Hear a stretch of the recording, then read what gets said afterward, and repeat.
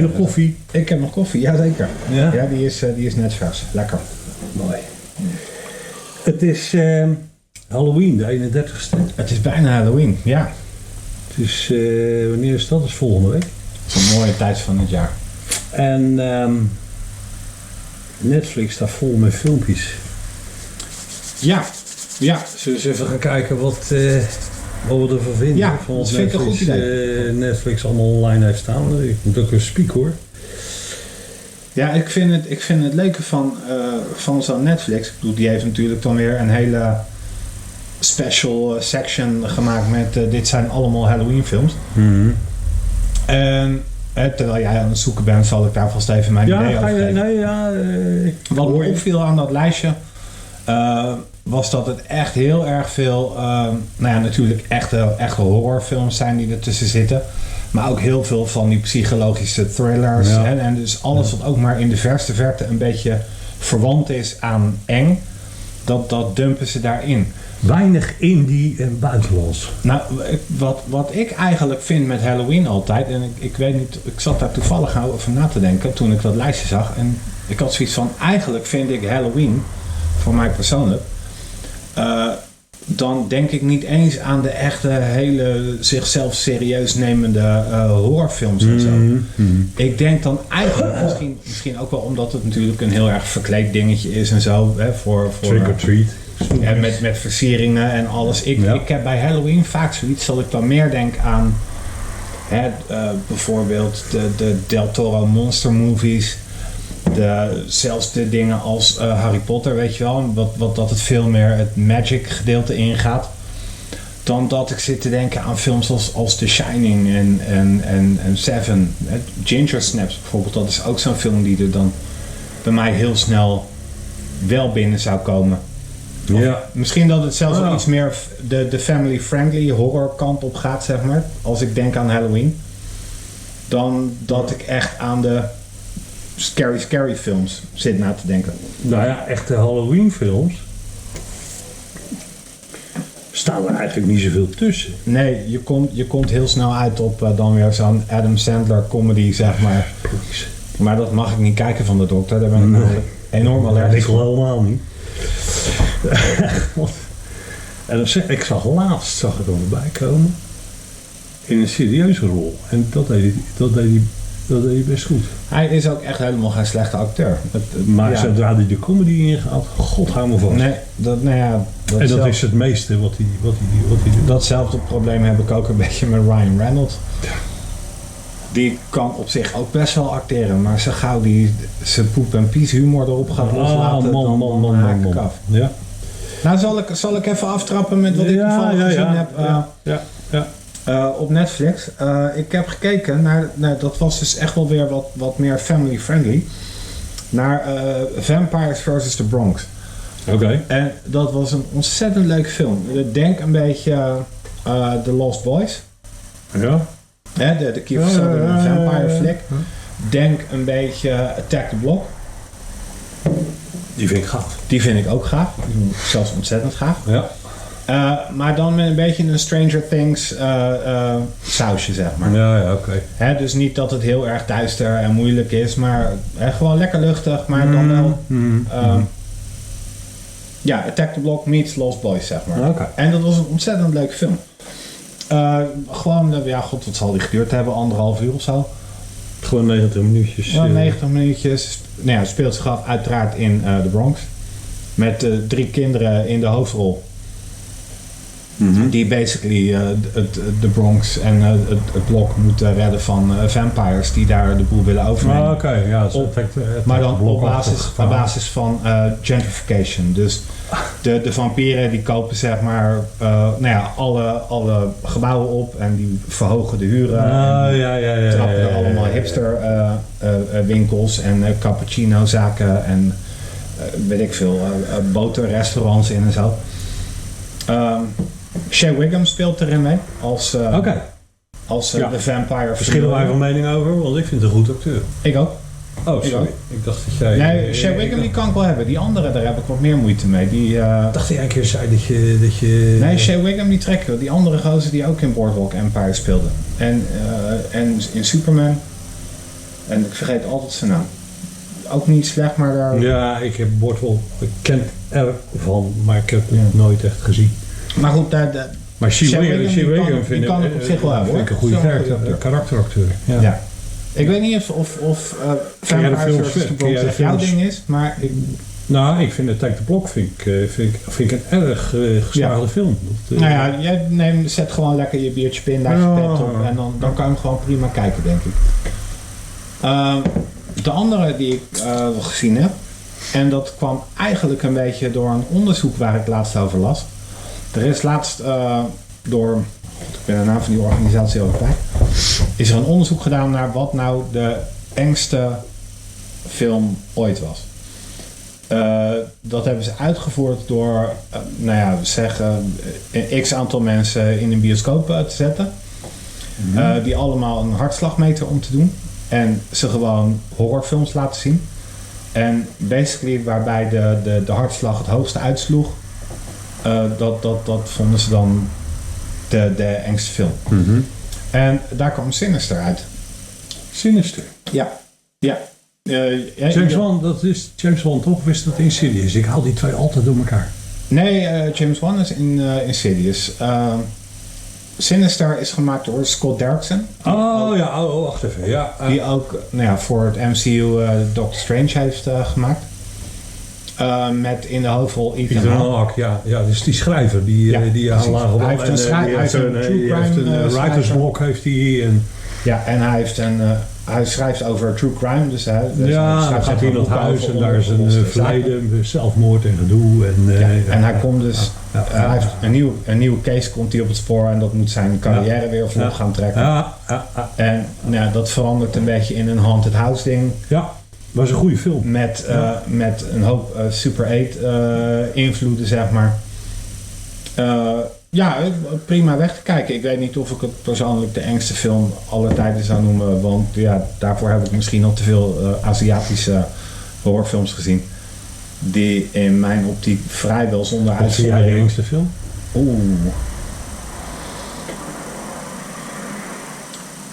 Even zo... Off the top of my head zou ik misschien wel zeggen de originele Ring. Oké. De Japanse, uiteraard. Ja. Maar terwijl ik dat zeg, denk ik dat er misschien ook wel anderen zijn die ook voor die... Maar wel in die hoek. Ja, ik denk het wel. Want dat vond ik zo tof van Ring. Ik bedoel, dat is een film die zonder twijfel een horror is. Waar geen druppel bloed in voorkomt. Nee. Die eigenlijk alles moet hebben van de suspense en de cameravoering en de hele opbouw van de film. Dat is voor mij persoonlijk enger dan wat de Amerikanen vaak doen. Dat is gewoon gooi er een paar scares in, gooi er een paar emmers bloed in, een Zwicky production en je bent heel erg. Ja, maar schrikken en eng, gesteld al dat je schrikt van dat soort momenten, maakt wezenlijk verschil. Dat is een wezenlijk verschil. Absoluut. En wat dat betreft zijn Aziaten daar wat mij betreft een stuk beter in dan Amerikanen. Maar desalniettemin vond ik het gewoon een goede film. Die Derrickson die kan gewoon prima filmen. Ja, zeker. Ook hij weet heel goed hoe hij met zijn camera moet omgaan. Ja, Scott Derrickson. Het moet belichten. En ik snap de redenering er wel achter. Dit is vanuit die gedachtegang een scarier film dan noem maar een 80s slasher op, zeg maar. Of zelfs een The Shining of een... Ja, die staat er ook tussen, hè? Op de Netflix-lijst, ja. Ja, ik vind The Shining, het is wel een klassieker. Ja. Ik vind Kubrick een beetje een overschatte regisseur. Ik vind niet alles wat hij doet allemaal even goed. Nee, mijn probleem met Kubrick is niet zozeer Kubrick. Ja, ook wel, maar voornamelijk dan de mensen die er als blinde schapen een beetje achteraan zijn. Ja. Nou, maar goed, ik weet niet of jij dat 2001 Space Odyssey... Ja, heb ik gezien. 3 keer heb ik hem gezien. Kom je door, man? Nou, ik heb hem 1 keer gezien omdat ik vond dat ik hem moest zien. Oké. Toen vond ik er dingen van. Toen heb ik hem een paar jaar later nog eens gekeken. Want ik had zoiets van, nou ja, misschien lag het wel aan mij, weet je wel. Je hebt wel eens dat je een film kijkt en dat je er gewoon niet lekker in zit. Dat je gewoon net even niet die mindset hebt of zo. Dus toen heb ik hem nog een keer gekeken. Maar toen vond ik het nog steeds niks. En een jaar of wat later heb ik hem nog een keer gekeken. En dat was met een live orkest erbij.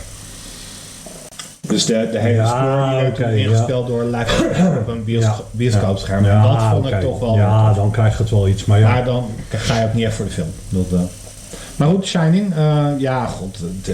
ik vind het best aardig film. Ja, binnen het ding is het natuurlijk helemaal niet onaardig. Het is, het is een van Kubrick's betere. Ja. Dat moet ik hem wel geven. Ja. En ja, Jack Nicholson is eigenlijk altijd wel plus voor mij. Dus ja. Maar er staan wel aardige titels bij. Alleen ik zie geen Halloween. Nee, maar dat kan natuurlijk heel goed zijn dat Netflix daar de rechten niet voor heeft, hè? Nou, als ik bijvoorbeeld The Houses October beeld. Ik weet niet of je dat kent. Van naam, ik heb hem niet gezien.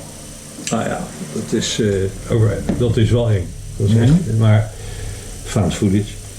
Er zijn er 2 van gemaakt trouwens. Nou ja, dat is een echte Halloween film. Die heeft dat thema ook. Trick or Treat. Daar heb je er een paar van. Je hebt Trick or Treat en Trick 'R', treat. Ja. Eén van die 2 is een antologie, hè? Dus een verzameling korte films met een overkoepelend ding. Ja. En die andere is echt een feature. Een feature, ja. Maar het zijn ook allebei Halloween films. Dat is het wel met Netflix hoor. Als je echt de wat obscuurdere dingetjes ingaat. Ja, visjachtig. Nee, maar er staan wel leuke titels bij. Ik weet niet wie jij van Seven vindt. Ik heb met Seven een beetje hetzelfde probleem als met The Shining. Oh, oké. Ja, ik vind Seven wel goed. Ik vind hem niet onaardig. Ik heb hem gezien en ik vond hem op dat moment ook best oké. Maar om nou te zeggen dat ik het meesterwerk vind dat iedereen het lijkt te vinden, nee. Nou ja, meesterwerk. Maar daarvoor werd hij me op een gegeven moment een beetje te zeurderig of zo. Te belerend. Ik heb geen verstand van meesterwerk en al helemaal niet van film. Nee, maar de beste smaak is land gemaakt. Maar ja, ik vond Seven wel goed. Ja, fair enough hoor. Wat ik al zei, hij werd me te zeurderig of zo. World War Z. Over Brad Pitt gesproken. Ja, World War Z die wint het alleen al op die scène dat die 100 miljard zombies met z'n allen tegelijk over die muur heen. Over die muur, goed hè? Ja. Ja, dat is er een klassieker, ja. Ja, ik vond World War Z. World War Z? Een betere film als dat het eigenlijk zou moeten zijn. Ja, daar viel me echt heel veel mee. Volgens mij is dat ook gebaseerd op een boek, hè, World War Z.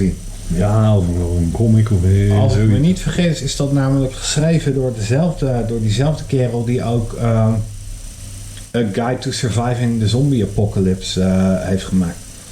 Max Brooks. Ach, fantastisch. Survival's Guide. Ja. Zoiets. Survival's Guide to the Zombie Apocalypse. Ja. Geweldig boek. Even kijken, The Exorcist. Die kennen we natuurlijk. Ja, de Friedkin, zeg maar. Even kijken, Death Note. Sleepy Hollow van Tim Burton. Vond ik leuk. Ja, vond jij hem leuk? Ja, die vind ik gewoon leuk. Ik bedoel, Tim Burton is natuurlijk een beetje een one-trick pony geworden.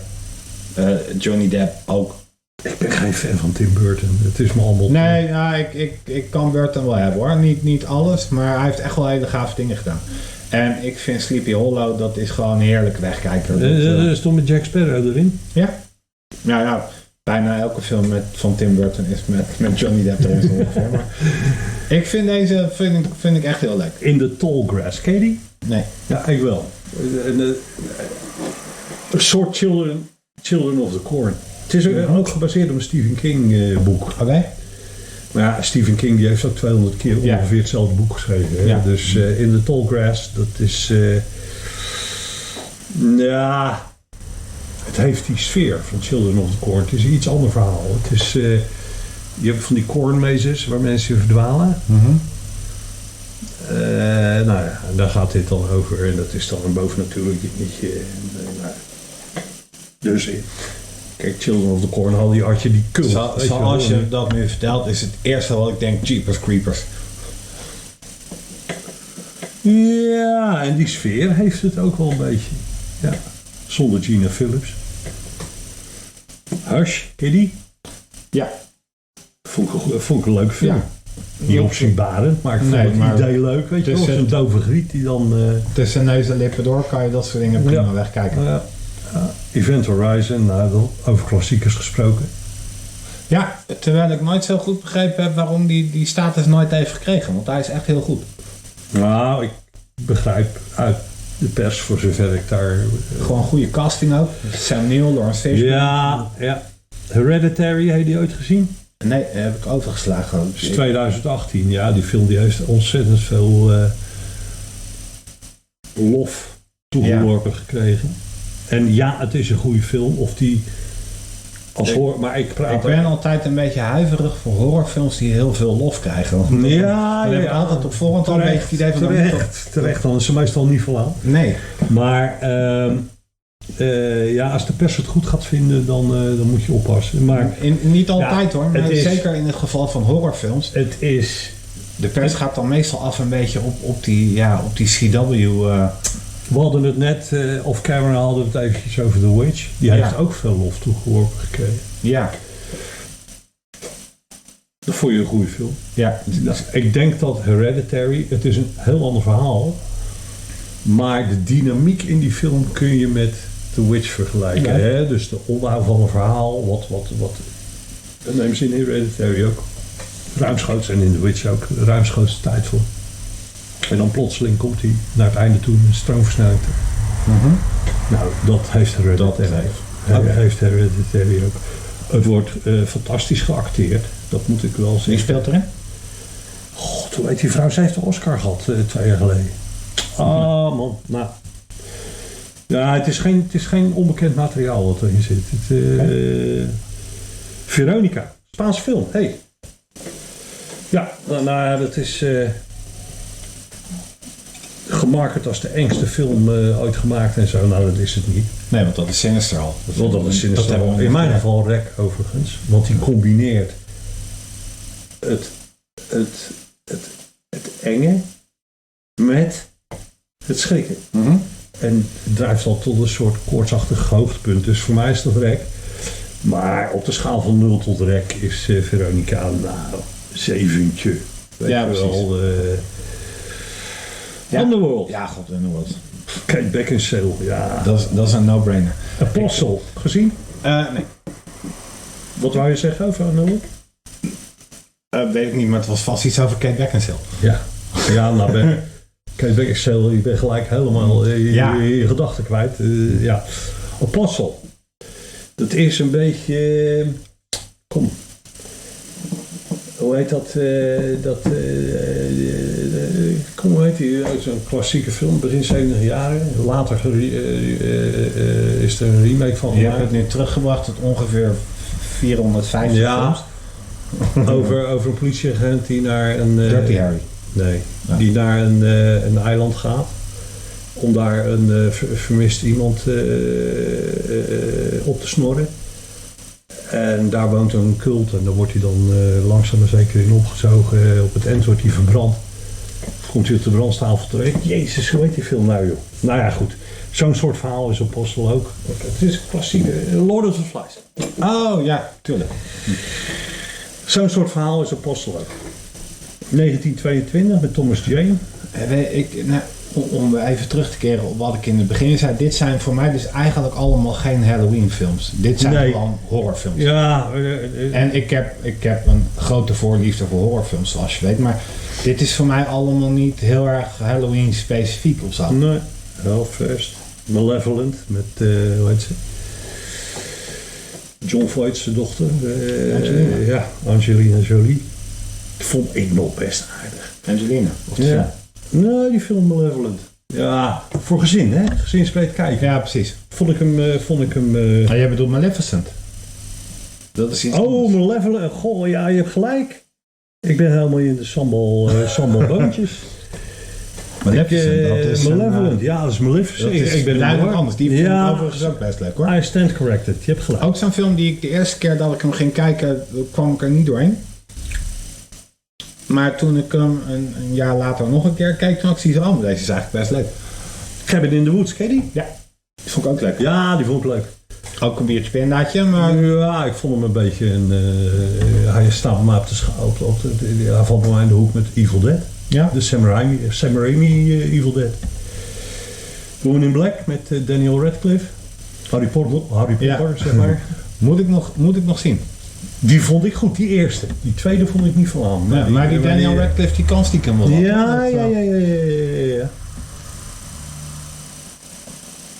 Die Invitation, dat gaat over dat diner. Die gozer die wordt door zijn ex uitgenodigd om te gaan eten. Ken je die Ja, film? ben ik wel een keer aan begonnen, maar die trok op dat moment niet zo heel erg. Nee, ik vond het wel gaaf. Ik vond het wel gaaf. I'm the pretty thing that lives in the house. Ja, ik heb dan weer zoiets van, waarom staat A Nightmare Before Christmas er niet tussen? Die vond ik dan. Ja. Creep, found footage. Met die documentairemaker, die gaat op bezoek bij iemand die woont in de heuvels bij Pittsburgh, geloof ik. En dan... Dat is in ieder geval een goede setting. Ja. Nou, of het Pittsburgh is, maar zo'n soort setting is het. En zo'n Pennsylvania-achtige setting. En die gozer waar die documentaire over maakt, dat is een psychopaat, maar dat merk je helemaal niet aan. Alleen nou wordt langzaam maar zeker wordt hij erin meegezogen en dat legt dat vast. Found footage, ik vond het goed. Er zijn er 2 gemaakt. Dat soort films waarbij de hoofdpersoon Creep 2 staat er langzaam maar zeker ja. in die madness meegezogen worden. Ja. Dat zijn vaak wel de betere films. Ja, Van Helsing over familiefilms gesproken. De Mist. Even kijken, wat staat er nog meer, joh?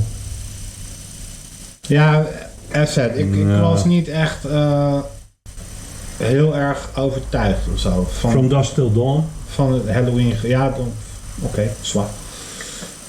De eerste, vooral. Maar als er staan nou titels tussen staan die je niet gezien hebt. Dan kan ik dat sowieso wel kijken hoor. Dan denk ik dat je het avondje wel doorkomt. Ik doe dat met... All Hallows Eve. Ik doe dat met enige regelmaat. Met enige regelmaat. Cam? Echt nog wel eens als ik op Netflix gewoon ga zitten scrollen en denk van, oh, dit heb ik nog niet gezien. En dan ga ik dat kijken. En soms is het echt helemaal niks. Maar goed. Maar net zo vaak zitten er leuke dingen tussen. Maar ik vind het, ja, maar dat ligt misschien aan mij, wat ik al eerder zei. Het is niet echt Halloween. Nee. Maar je kan bingen als je wil. En als we een avondje horror kijken, daar ben ik altijd wel voor in. Goed, Steve. Happy Halloween. Happy Halloween. Ik heb nog wat snoepies, dus als je wil, dan moet ik ze in een zakje doen voor je. Dan moet ik eerst verkleden. Oké. Ik zie het.